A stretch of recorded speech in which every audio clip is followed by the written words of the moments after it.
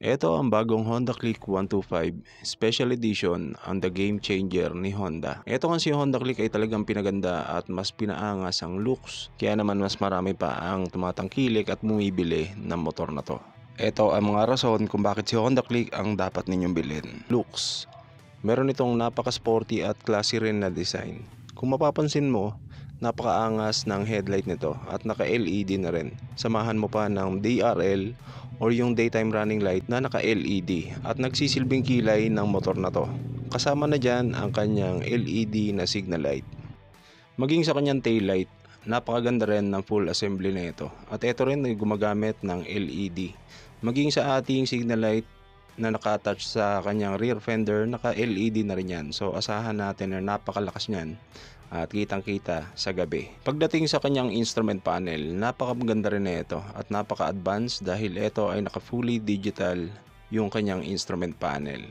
Hindi nga lang natin makita yung kanyang instrument panel dahil ito ay hindi pa activated. Convenient at practical. Napaka-practical din na itong Honda Click 125 dahil meron siyang enough space na footboard. Meron na rin itong hook na naka-install para paglagyan ng inyong pinamili.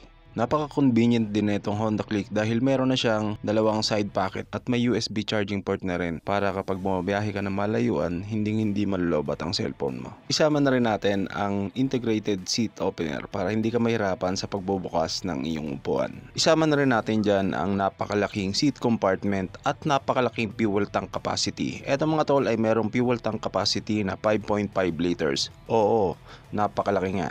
At ito ay merong napakatipid na fuel consumption na naglalaro sa 50 kilometers per liter. Siyempre hindi mawawala dyan yung kanyang napaka-reliable na makina dahil ito ay equipped ng ESP, Enhanced Smart Power. Mas pinalakas pero napakatipid pa rin sa kanyang gasolina. Huwag din natin kakalimutan na itong si Honda Click 125 ay equipped ng liquid cooling system. So ayos na ayos to lalong-lalo na sa mahabang biyahe. Ang pinakahuli naman ay ang kanyang stopping power. Ito mga tol ay equipped ng combi braking system.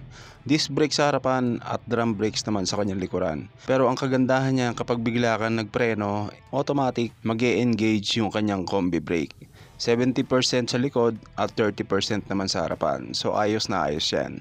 Ang the game changer na si Honda Click 125 Special Edition ay merong napak-affordable price na 87,000 pesos.